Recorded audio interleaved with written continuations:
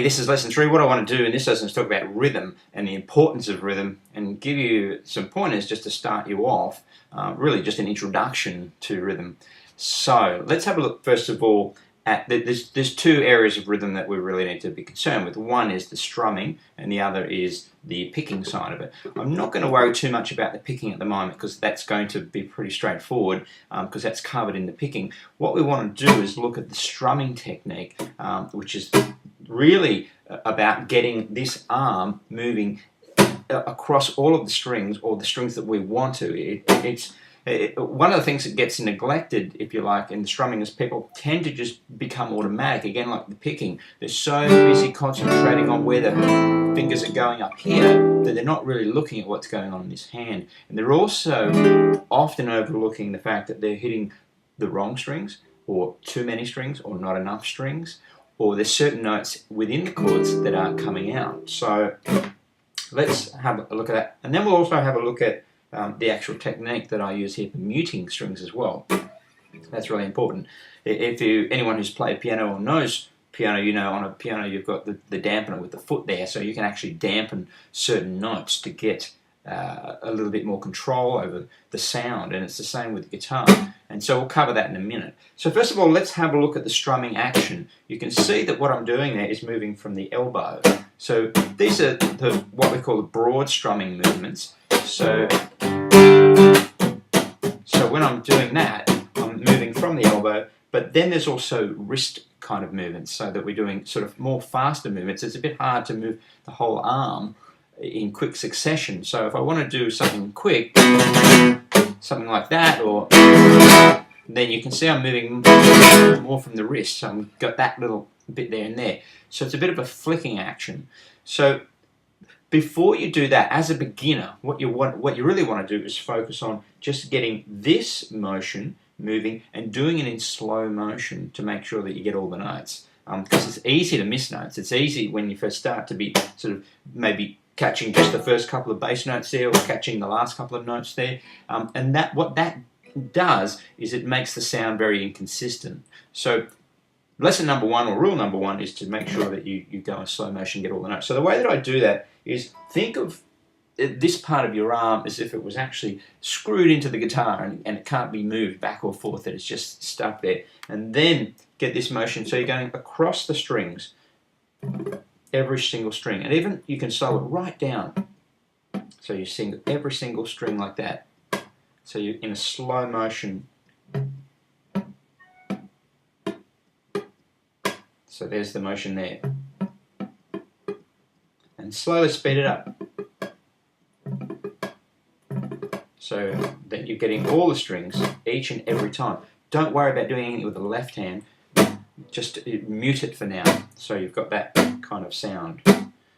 And you need to learn to mute as well, and because muting is done a lot in guitar playing. A lot of the time we are playing chords, of course, but we're muting with this hand at times, and we're muting with this hand at times. So muting is a huge part of getting a good feel.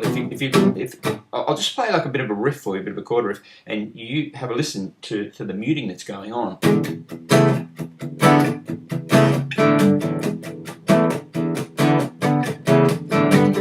Here that I'm doing lots of muting there, and with this hand I'll do certain where I want to stop it in certain places. So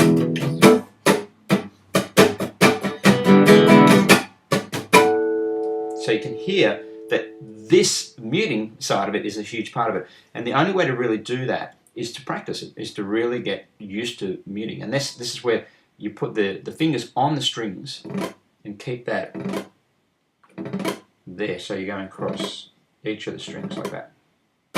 Okay, so that's it, and you need to do the reverse, of course. You need to be coming up as well. Same again, slow motion up, slow motion down. And listen for the evenness. Again, that's really important. Always aiming for evenness. Sounds like water. And that's how you start. Of course, that's not when you get into full strumming, it's just going to sound like that.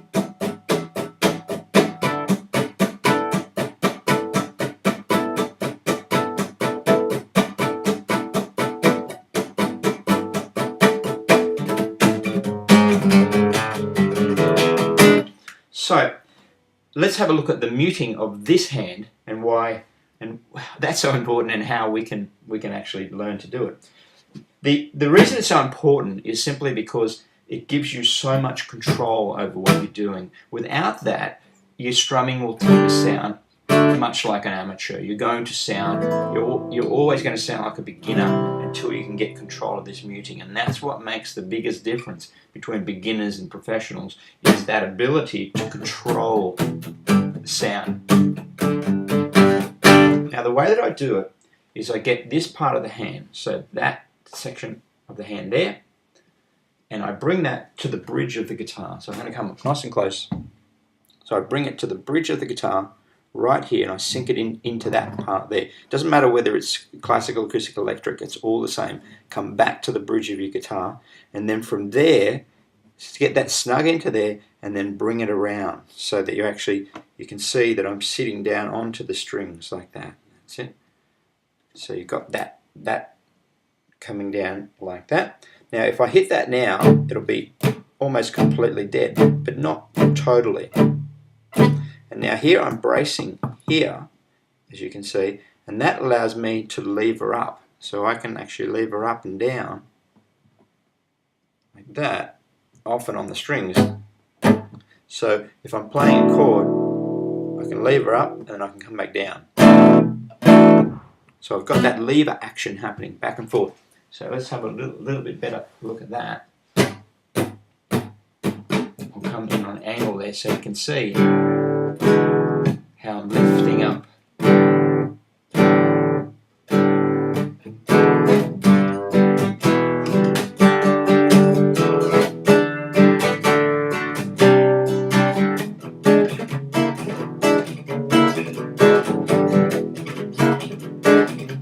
So up and down. So what I want you to do is just spend some time really getting used to having the hand there, because when you're doing the muting, it's not this kind of strumming, because you need to obviously be sitting in that position.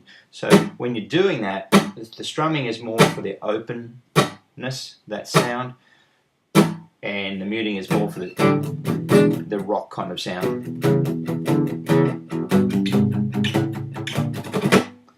Alright, so the next thing you're going to need to do is the exercises, and you want to start with lesson 1 on the rhythm sheet. There's a whole bunch of lessons there, and it takes time to work through them. Don't rush through them, just do each exercise slowly, one at a time, and get it right. And any of the exercises that you find difficult, just mark them so you can make sure you keep coming back to them. Some of the exercises will be easy for you, some will be difficult, and it will really depend on how long you've been playing for. So just keep that in mind, that you want to mark those ones that are difficult. We're going to move to that sheet in the second part of this lesson.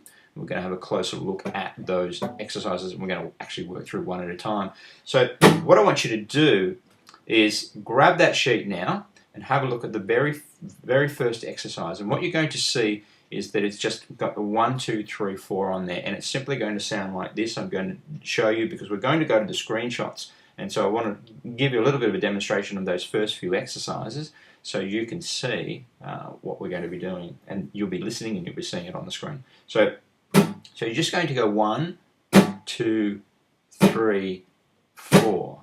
1, 2, 3, 4. So that's really the first step, just counting 1, 2, 3, 4 as you strum, and all down strums for the minute. 1, 2, 3, 4. 1, 2, 3, 4. So you can practice that with a metronome. So grab yourself a metronome, and what you'll be able to do is hear how the first part of that learning process is learning to hit on the actual clicks, and you will find yourself drifting at times. So don't worry if it's hard to do that. If you have trouble getting it on each of the 4 clicks initially, because I'm assuming you're an absolute beginner, if you're an absolute beginner, that can sometimes be difficult. If it is, then don't rush ahead. Don't try and do the next exercise. What I want you to do is just play the clicks 1, 2, 3, 4, and practice just hitting the first one. 1, 2, 3, 4, and counting the others. 1, 2, 3, 4. Okay, so I'm going to move to the next part of this lesson on the screenshot, so I'll see you on the next video. Thank you.